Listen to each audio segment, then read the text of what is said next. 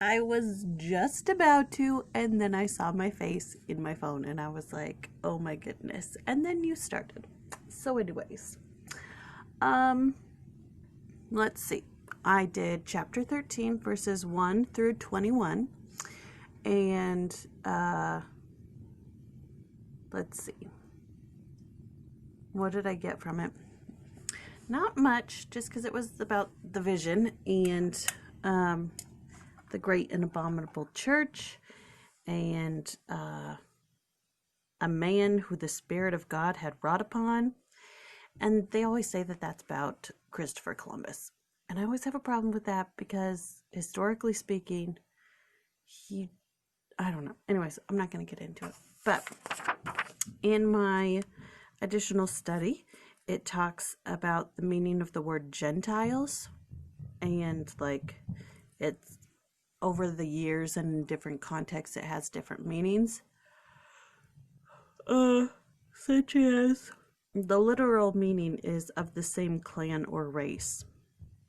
And biblical revision frequently substitutes the word nation in its place.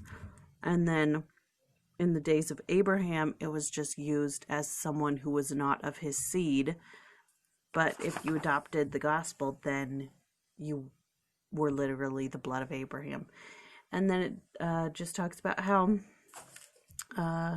America was a Gentile nation, and how the book would come forth by the Gentiles. Even though Joseph Smith was of the tribe of Ephraim, it said, at the same time the prophet was of the Gentiles, meaning that he was a citizen of the Gentile nation, and also that he was not a Jew. Members of the church in general are both of Israel and of the Gentiles. Indeed, the gospel has come forth in the last days, in the times of the Gentiles, and in large measure will not go to the Jews until the Gentile fullness comes in. And that's from Bruce R. McConkie. So I thought that was kind of interesting about the Gentiles. And then it talks about Christopher Columbus and how his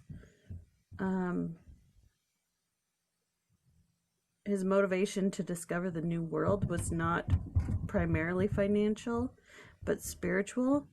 In his book of prophecies, that's right, Columbus had a book of prophecies.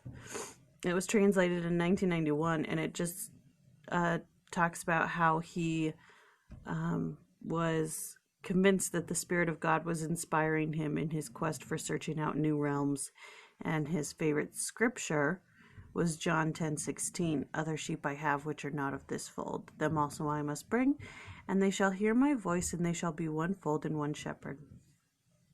So that's basically my study for today. And then tomorrow I will do 22 through 42. See you tomorrow.